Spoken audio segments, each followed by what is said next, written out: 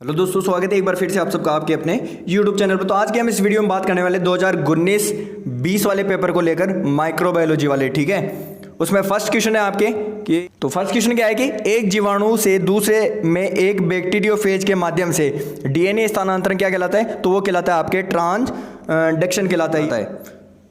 आगे क्वेश्चन है, second question है कि पोटैटो डेक्रोज अगार देश के संवर्धन के लिए किया जाता है। ठीक है, जो पोटैटो डेक्रोज एगार होता है वो किसके लिए किया जाता है? कवकों के संवर्धन के लिए किया जाता है। कवकों के संवर्धन के लिए किया जाता है या फंजाई के लिए किया जाता है। ठीक है, आगे क्वेश्चन की बात करें। आगे क्वेश्चन है कि एजोस्पाइरिलम देश के जैविक स्थिरीकरण का कार्य करता है। जो एजोस्पाइरिलम होता है वो नाइट्रोजन के कार्य करता है। ठीक है, नाइट्रोजन के जैविक स्थिरीकरण का कार्य करता है। आगे क्वेश्चन है कि पादप मूल के चारों ओर का क्षेत्र देश कहलाता है। यानी पादप मूल यानी पादप जड़ होती है, उसके चारों ओर का जो क्षेत्र होता है वो क्या कहलाता है? वो कहलाता है आपके मूल परिवेश या राइजोस्फीयर जिसे कहा जाता है। क्या कहा जाता है? राइजोस्फीयर कहा जाता है जिसे।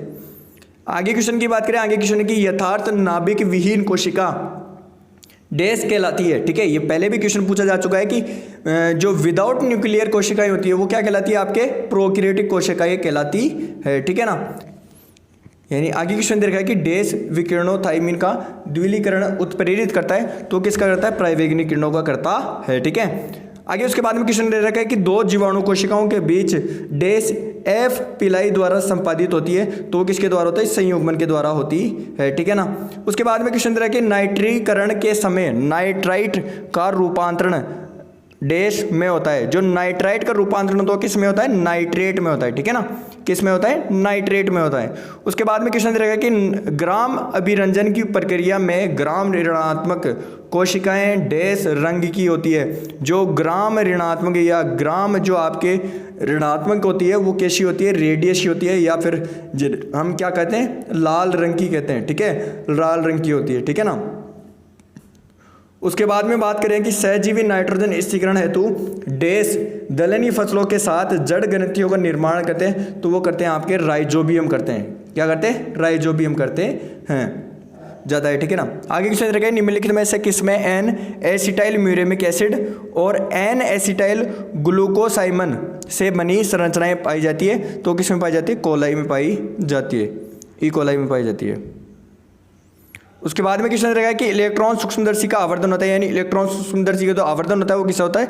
2 लाख गुना होता है। ठीक है, उसके बाद में क्वेश्चन देख रहा है कि आगे आपको कि वायरस में पाया जाता है। वायरस में क्या पाया जाता है? वायरस में आपका डीएनए होता है और आरएनए भी होता है। ठीक है ना, डीएनए और आरएनए दोनों पाए जाते हैं।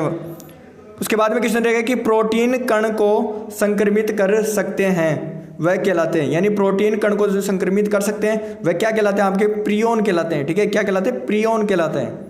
उसके बाद में क्वेश्चन दे रखा है कि विभिन्न देशों में कई लोगों का प्रभावित करने वाली बीमारी को कहा जाता है। यानी एक साथ तो जो बीमारी फैलती है उसे क्या कहा जाता है? पेंडेमिक या सर्वव्यापी महामारी कहलाती है। ठीक है ना, उसके बाद में बात करें। उसके बाद में क्वेश्चन है कि ग्राम पॉजिटिव बैक्टीरिया के अभिरंजक का कारक होता है। यानी ग्राम पॉजिटिव होता है बैक्टीरिया, उसके अभिरंजन का जो कारक होता है वो क्या होता है? क्रिस्टल वॉयलेट होता है। क्रिस्टल वॉयलेट होता है। ठीक है, क्या होता है? क्रिस्टल वॉयलेट होता है, या जिसे आप बैंगनी भी कहा जाता है। ठीक है ना, उसके बाद में क्वेश्चन है कि गुणसूत्रों में एफ प्लाज्मिड संलग्न कोशिकाओं को कहा जाता है। यानी गुणसूत्रों में जो एफ प्लाज्मिड संलग्न कोशिकाएं होती है उनको क्या कहा जाता है? HFR कहा जाता है। क्या कहा जाता है? HFR कहा जाता है। ठीक है, उसके बाद में क्वेश्चन रहेगा कि ग्राम अभिरंजन प्रक्रिया में एल्कोहल का क्या कार्य होता है? तो एल्कोहल का क्या कार्य होता है? वो होता है विरंजन का कार्य करता है। किसका कार्य? विरंजक का कार्य करता है। ठीक है ना, उसके बाद में क्वेश्चन दे रहा है कि पाश्चुरीकरण का तापमान होता है। जो पाश्चुरीकरण का तापमान होता है वो कितना होता है? 62.8 डिग्री सेंटीग्रेड ताप होता है। ठीक है ना, और ये 20 मिनट के लिए रखा जाता है। ठीक है ना, 20 मिनट के लिए रखा जाता है। उसके बाद में क्वेश्चन दे रखा है कि आपको सिग्मोइड वक्र बैक्टीरिया के विकास वक्र के में कितने चरण होते हैं? तो कितने चरण होते हैं? वो होते हैं आपके 4 चरण होते हैं। ठीक है, उसके बाद में ट्रू फॉल्स दे रखा है। ट्रू फॉल्स आपके नहीं पूछे जाते हैं। उसके बाद में थ्योरेटिकल पार्ट का क्वेश्चन है। थ्योरेटिकल पार्ट में पहला क्वेश्चन है कि सहजीवी क्या होती है? सहजीवी, एक बात बता दूं कि सहजीवी क्या होता है?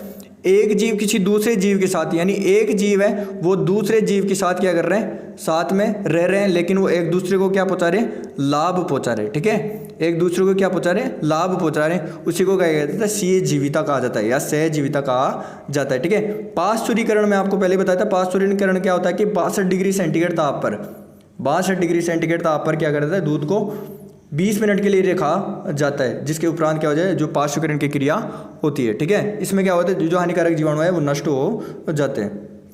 उसके बाद में क्वेश्चन है कि जैव पीड़कनाशी या बायोपेस्टिसाइड किसे कहा जाता है, उसकी परिभाषा आपको बतानी है, ठीक है ना। उसके बाद में क्वेश्चन दे रखा है कि सूक्ष्म जीव विज्ञान या माइक्रोबायोलॉजी किसे कहा जाता है, यानी विज्ञान की वह शाखा जिसके अंदर सूक्ष्म जीवों से संबंधित क्रियाओं का अध्ययन किया जाता है, उसे माइक्रोबायोलॉजी कहा जाता है, ठीक है ना। ये सिंपल सी डेफिनेशन होती है इसकी। बायोफ्यूल ये जैव ईंधन, ये पहले भी क्वेश्चन पूछा जा चुका है, इसके बारे में आप ढंग से पढ़े।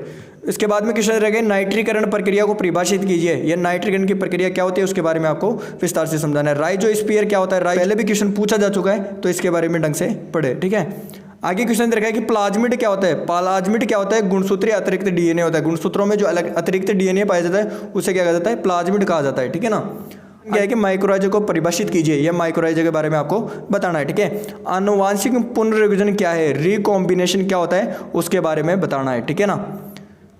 उसके बाद में क्वेश्चन रहेगा कि कोशिका भित्ति एवं इसके कार्य क्या होता है। सेल वॉल क्या होती है, सेल वॉल। जीवाणु में मीजोसोम क्या होता है, जीवाणु में जो मीजोसोम होता है उसके क्या होता है उसके बारे में बताना है। प्रकाश सूक्ष्मदर्शी या लाइट माइक्रोस्कोप क्या होता है उसके बारे में आपको बताना है, ठीक है।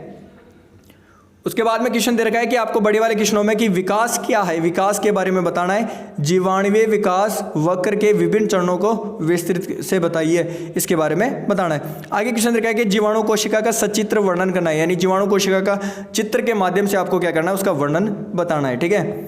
उसके बाद में क्वेश्चन दे रखा है कि निर्जमीकरण की भौतिक एवं रासायनिक विधियों की सूचीबद्ध कीजिए, यानी निर्जमीकरण क्या होता है उसकी भौतिक व रासायनिक विधियों को आपको क्या करना है, सूचीबद्ध करना है, ठीक है। उसके बाद में बता रखा है कि 5 कृषि उपयोगी सूक्ष्म जीवों का उल्लेख एवं संक्षेप में वर्णन कीजिए, यानी 5 कृषि में उपयोग सूक्ष्म जीव है उनके बारे में आपको बताना है, उनका संक्षेप क्या करना है, विवरण करना है आपको, ठीक है।